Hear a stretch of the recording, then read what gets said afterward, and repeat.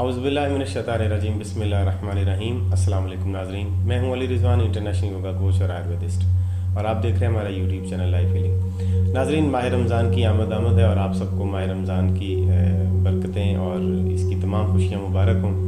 नाज़रीन, आज हम जिस अहम मौजू पर बात कर रहे हैं वो है कि माह रमज़ान में भरपूर तरीके से सेहतमंद कैसे रहा जा सकता है। अगर आप माह रमज़ान में भरपूर सेहतमंद रहना चाहते हैं और माह रमज़ान में सेहत हासिल करना चाहते हैं और मुकम्मल 30 रोज़े बगैर किसी बीमारी और किसी प्रॉब्लम के रखना चाहते हैं तो इस वीडियो को आखिर तक देखें। नाज़रीन, माह रमज़ान हर साल आता है और उसमें बहुत सारे लोग माह रमज़ान की बरकतें समेटते हैं, लेकिन अक्सरियत ऐसे लोगों की भी है कि जो माह रमज़ान के सिर्फ 8 या 10 रोज़े रख पाती है और उसके बाद उनका जिस्म साथ ही नहीं देता और वो रोज़ा नहीं रखते, उनके जिस्म में उकताहट पैदा होना शुरू हो जाती है। आज हम उन तमाम वजूहात पर बात करेंगे कि जो माह रमज़ान में रोज़ा रखने से लोग बीमार होना शुरू हो जाते हैं और कई की तरह की बीमारियां उनके वजूद में पैदा होना शुरू हो जाती हैं या रोज़े से उकताहट पैदा होना शुरू हो जाती है। तो आज आप इस वीडियो को आखिर तक देखेंगे।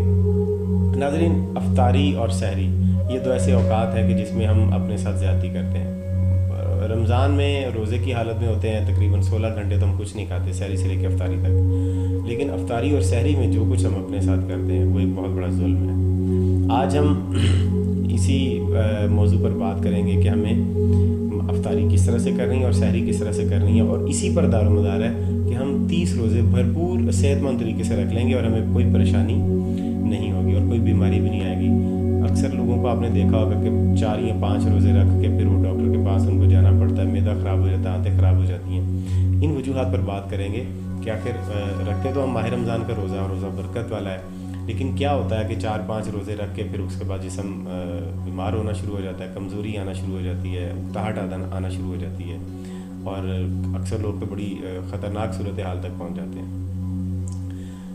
नाज़रीन, अफ्तारी और सहरी में हमें क्या खाना चाहिए और क्या नहीं खाना चाहिए और किस तरह से अपने पूरे माह सियाम को बड़े पुरसुकून तरीके से हम गुजार सकते हैं। माह रमज़ान अल्लाह ताला ने जिस्म, ज़हन और रूह को आलूदगी से पाक करने का एक महीना करार दिया है। हमारे जिस्म की भी तहारत होती है, इसमें ज़हन की भी और रूह की भी तहारत होती है। रूह की तहारत करने के लिए तो इबादत है, ज़हन की तहारत करने के लिए ख़यालात हैं और जिस्म की तहारत करने के लिए अल्लाह ताला ने फ़ाक़े का एक मौका हमें फ़राहम किया कि सुबह से लेकर शाम तक हम कुछ भी ना खाएं, कुछ भी ना पिएं। इस हालत में जब हम कुछ नहीं खाते और कुछ नहीं पीते तो हमारा जिस्म अपने अंदर मौजूद फाजिल मादों को खुद ब खुद ज़ाया करके जिस्म से बाहर निकाल देता है, पेशाब के ज़रिए, पसीने के ज़रिए, खाने के ज़रिए और सांस के ज़रिए से, और हम भरपूर सेहतमंद हो जाते हैं। लेकिन आखिर वो क्या वजह होती है कि हम इतने अच्छे सिस्टम को प्रैक्टिस करने के बावजूद बीमारियां अपने अंदर पाल लेते हैं और बीमार होने लग जाते हैं, स्टमक ख़राब हो जाता है, एसिडिटी बनना शुरू हो जाती है, तेज़ाबियत बनना शुरू हो जाती है और लोग रोज़ा छोड़ देते हैं।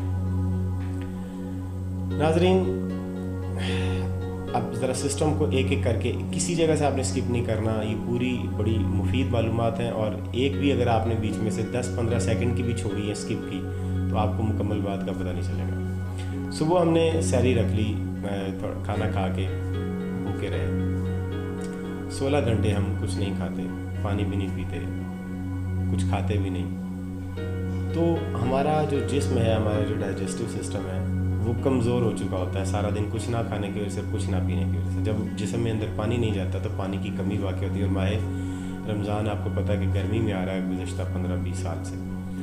अब वो जो गर्मी की वजह से, पानी की कमी की वजह से डाइजेस्टिव सिस्टम हमारा सूख जाता है, आंतें सूख जाती हैं, जिस तरह से हमारा हल्क सूख जाता है। हालांकि आपने देखा कि हमारे मुंह में लवाब दहन चलता रहता है, लेकिन पानी की कमी इतनी होती है कि ये लवाब दहन चलता रहने के बावजूद हमारा हल्क खुश्क हो जाता है।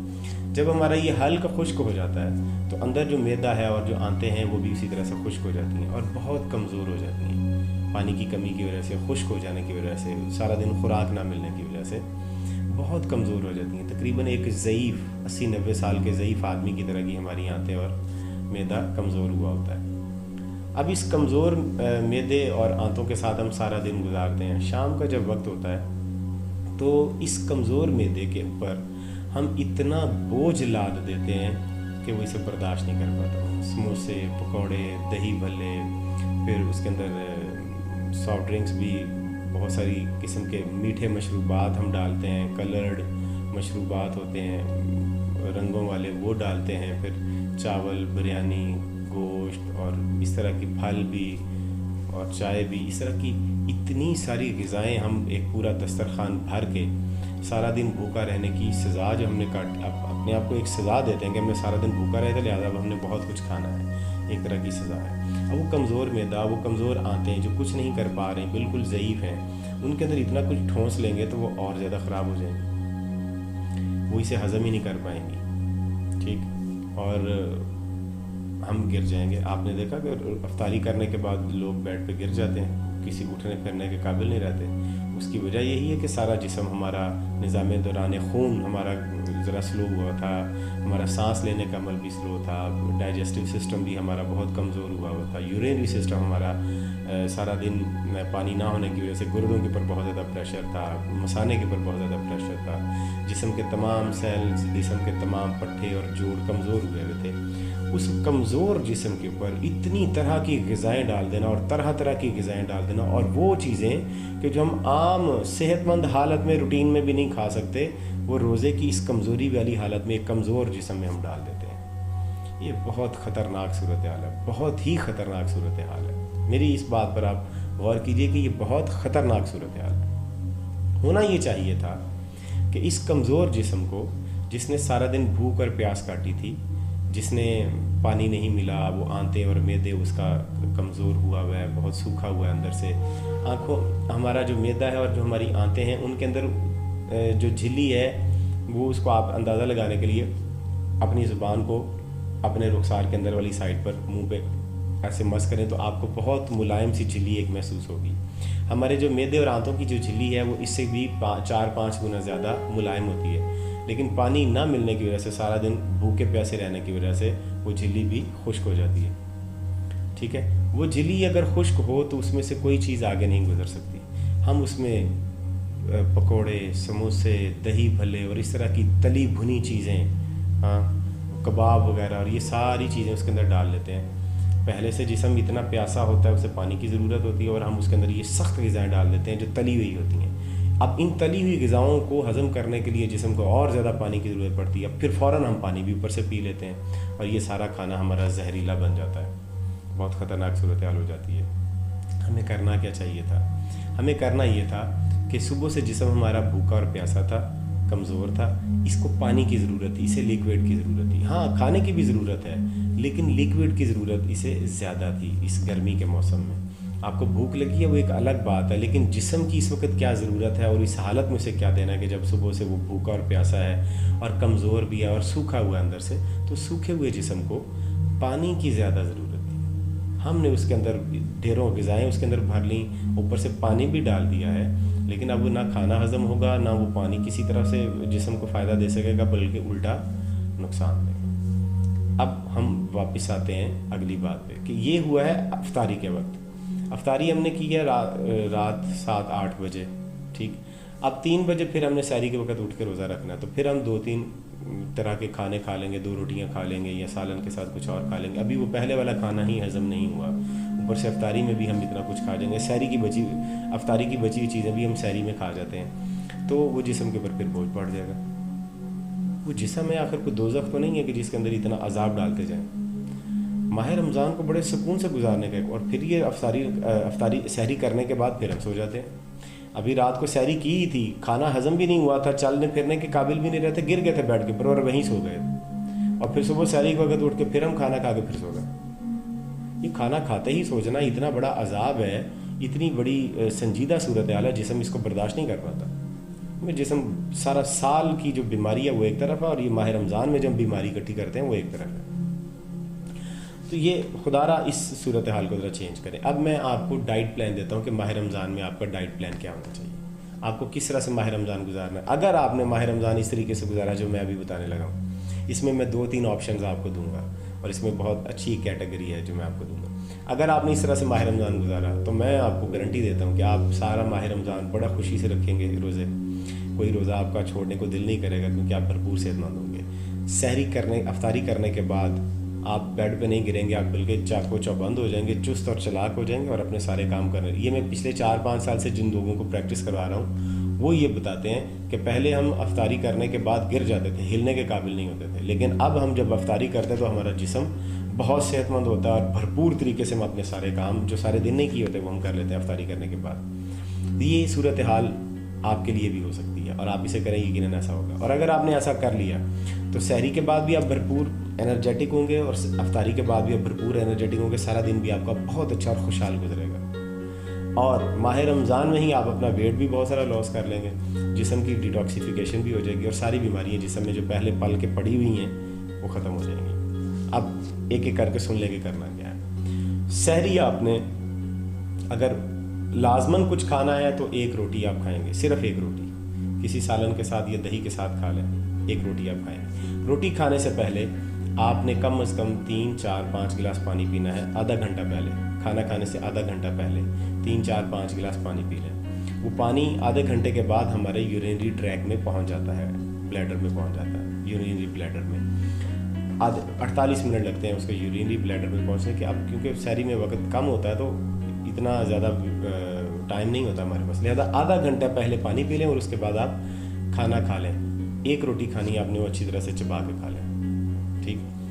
اس کے بعد آپ تھوڑا سا پانی پئیں، زیادہ پانی نہیں پینا، آدھا گلاس یا 1 2 گھونٹ پانی صرف حلق کو تر کرنے کے لیے یا وہ کھانے کو نیچے کرنے کے لیے، گلاس بھر کے پانی نہیں پینا۔ پانی کھانے سے پہلے ہی پئیں جو کچھ پینا ہے، کھانے کے بعد اگر آپ پانی پئیں گے تو کھانا خراب ہو جائے گا اور جسم میں زہریلا بن جائے گا۔ اس کے بعد آپ نیت کر لیں اور کھانا پینا بند کر لیں۔ سارا دن آپ نے جو بھی کام شام کرنے ہیں وہ اب آپ کریں، آپ کا جسم بہت ہلکا پھلکا ہوگا۔ اگر آپ نے کھانا کھانے کے بعد پانی پی لیا تو جسم آپ کا وزنی ہو جائے گا اور جسم میں بیماری پیدا ہوگی۔ سارا دن اپنے کام شام کریں۔ اب آتے ہیں افطاری کی طرف کہ افطاری میں کیا کرنا ہے۔ افطاری میں آپ نے کوئی تلی بھنی چیز نہیں کھانی، کوئی سموسے پکوڑے دہی بھلے چاول روٹی چھوٹی نہیں کھانی۔ افطاری میں جسم کمزور ہوتا ہے اور ان میں سے کسی ایک چیز کی بھی جسم کو ضرورت نہیں ہوتی اور نہ ہی جسم ان چیزوں کو ہضم کر سکتا ہے۔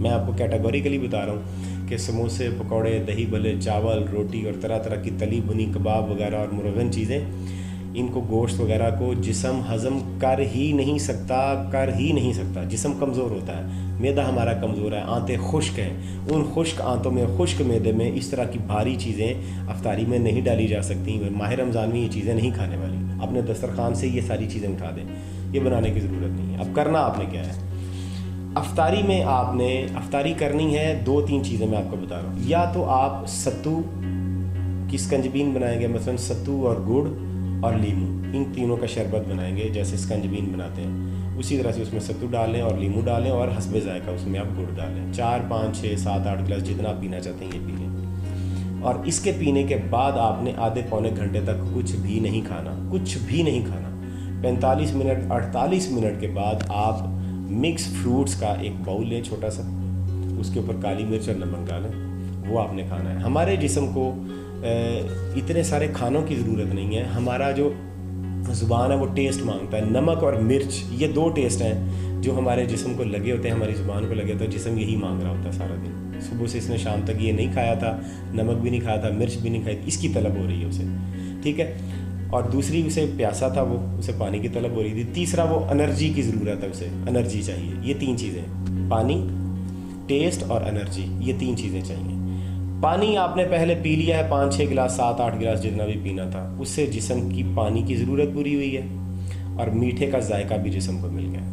اب اس کے 45 منٹ کے بعد آپ نے یہ مکس فروٹس کا ایک باؤل کھانا ہے، اس کے اندر لیمو نچوڑا ہوا آپ نے، ہلکا سا کالا نمک اور ہلکی سی کالی مرچ ہو۔ اب جسم کو اس سے انرجی بھی ملے گی، نمک اور کالی مرچ کا ٹیسٹ بھی آپ کو مل جائے گا اور وہ جسم کی ضرورت یہ تینوں پوری ہو جائیں گی۔ اب یہ آپ کے جسم کے اوپر بوجھ نہیں بنے گا، کیونکہ پھل آپ اچھی طرح سے چبا کے کھائیں گے تو یہ بھی پانی بن کے ہی اندر جائیں گے، جسم کے اوپر بوجھ نہیں بنائیں گے، جسم فوراً ان کو اپنے حصہ بنا لے گا اور ان کو ہضم کر لے گا، اور آنتیں ہماری جو خشک ہوئی تھیں، ڈائجسٹو سسٹم جو خشک ہوا تھا وہ بھی تر ہو جائے گا اس پانی کے، پہلے بھی پانی گیا تھا پینے والا، اب یہ پھل بھی پانی ہی دیں گے اندر جا کے، پھلوں کے اندر 70-80% 90% پانی ہی ہوتا ہے، تو وہ چبا کے جب ہم کھائیں گے وہ پانی بن کے اندر جائے گا تو وہ بھی آنتوں کو طاقتور کرے گا، جسم کو طاقتور کر فوراً آپ انرجائز ہو جائیں گے۔ اب یہ جسم پر بوجھ نہیں بنے گا تو اب آپ گریں گے بھی نہیں، بیڈ پہ نہیں گریں گے، آپ کو ادھر ہی دسترخوان پر ہی نہیں لیٹنا پڑے گا، آپ کا ڈائجسٹو سسٹم ایکٹیو ہو جائے گا، سارا جسم آپ کا ایکٹیو ہو جائے گا اور آپ کے اندر پھرتی اور چستی آنا شروع ہو جائے گی، جو سارے دن کی چستی ختم ہوئی ہوئی تھی، سستی آئی ہوئی تھی، وہ ختم ہو جائے گی، ٹھیک ہے جی۔ یہ آپ نے کہا. اس کے بعد آپ نے کوئی روٹی چاول اس طرح کی کوئی تلی بھنی چیز نہیں کرنی. ہاں اگر آپ نے صرف منہ کا ٹیسٹ پورا کرنا ہے تو آپ ایک پکوڑا لے لیں, یا آپ تھوڑے سے کوئی ایک یا دو لقمے, 3 نہیں, 1 یا 2 لقمے منہ میں رکھ کے ان کو اچھی طرح سے چباتے رہیں کوئی 2-4 منٹ ان کو چبا لیں. ہمارے منہ میں جب وہ نمک مرچ کا ذائقہ چلے جائے گا, دماغ کا نشہ پورا ہو جائے گا, بس اس کے بعد ختم, آپ کو اور کچھ نہیں کرنا. پہلا آپشن یہ ہے افطاری میں. دوسرا آپشن یہ ہے کہ تلوں کا دودھ بنانے کا طریقہ کار میں نے آپ کو بتایا تھا. اگر آپ نے وہ ویڈیو دیکھی ہے تو ٹھیک ہے, اگر نہیں دیکھی تو نیچے چینل میں موجود ہے, میں اس کا لنک بھی ڈال دوں گا ڈسکرپشن میں. سیسمی سیڈ ملک, تلوں کا دودھ کس طرح سے بنایا جاتا ہے اس کا طریقہ اس میں بتایا. تلوں کے دودھ کے اندر آپ نے کوئی بھی پھلوں کا شیک بنا لینا ہے, کیلے بھی, اسٹرابری بھی, سیب بھی ڈال سکتے ہیں آپ اس میں, جو بھی موسم کا پھل ہے وہ آپ اس میں ڈال سکتے ہیں. ٹھیک ہے, یہ 2-4 پھل مکس کر کے تو تلوں کے دودھ میں اس کا شیک بنا لیں. تو وہ جو آپ نے پانی پیا ہے 2-3 گلاس پانی پی لیں, اور اس کے بعد آدھے گھنٹے کے بعد آپ 4-5-6 گلاس یہ شیک پینا چاہیں تو آپ یہ شیک پی لیں. ٹھیک ہے جی, یہ شیک آپ پی لیں گے, یہ بھی فوراً آپ کو انرجی دے دے گا. اس سے آپ کو کیلشیم, پروٹین, کاربوہائیڈریٹس, فائبر اور میگنیشیم, زنک, پروٹین اور سارے وائٹامنز بھی اس سے آپ کو مل جائیں گے. آپ کے جسم پر بوجھ بھی نہیں بنے گا, لیکوڈ ہے یہ, فوراً ہضم بھی ہو جائے گا, جسم پر بوجھ بھی نہیں بنے گا. اور آپ افطاری میں, سحری میں جب پہنچیں گے تو آپ سحری میں 1 روٹی کھا لیں, آپ کا جسم بالکل توانا ہو چکا ہوگا اور سحری کے وقت کی روٹی کو اچھی طرح سے ہضم بھی کر لے گا. روٹی کھا کے آپ نے سونا نہیں ہے. دوسرا طریقہ یہ ہے کہ آپ سحری میں بھی روٹی کی جگہ پر اگر یہی والے شیک لیتے ہیں تو میں آپ کو گارنٹی دیتا ہوں کہ 1 مہینے کے بعد آپ کی دنیا کچھ اور ہوگی. آپ اتنے صحت مند اور اپنی جوانی میں واپس آ چکے ہوں گے. اگر آپ 40 سال کے ہیں تو 30 سال میں واپس آ جائیں گے, اور اگر آپ 30 سال کے ہیں تو آپ 20 سال کے لگنے لگیں گے. اس قدر بھرپور صحت مند ہو جائیں گے انشاءاللہ العزیز. تو یہ والا طریقہ کار جو میں نے آپ کو بتایا. تیسرا آپشن یہ ہے کہ آپ سحری میں بھی پھل ہی کھا لیں, مکس فروٹس کھا لیں, اور افطاری میں بھی آپ مکس فروٹس ہی کھا لیں. اور دوسرا ہے کہ آپ افطاری میں بھی آپ شیک لیں اور لیمو کی اور اس کی سکنجبی لے لیں ستو کی, اور سحری میں بھی آپ ستو کی سکنجبی لے لیں اور مکس فروٹس لے لیں یا شیک لے لیں. تو اپنے جسم کے اندر لیکوڈ زیادہ ڈالیں سحری میں, بھاری کھانے نہ جسم میں ڈالیں, یہ جسم کو تباہ کر دیں گے. اگر آپ نے اس طرح سے کیا تو آپ کی زندگی بدل جائے گی انشاءاللہ العزیز. اگلی ویڈیو تک اجازت دیجیے. امید کرتا ہوں آپ کو یہ ویڈیو پسند آئے گی. اس کو آپ شیئر کیجیے, چینل کو سبسکرائب کیجیے اور اس ویڈیو کو سب کے ساتھ شیئر کیجیے. تب تک کے لیے اجازت دیجیے. والسلام علیکم ورحمۃ اللہ.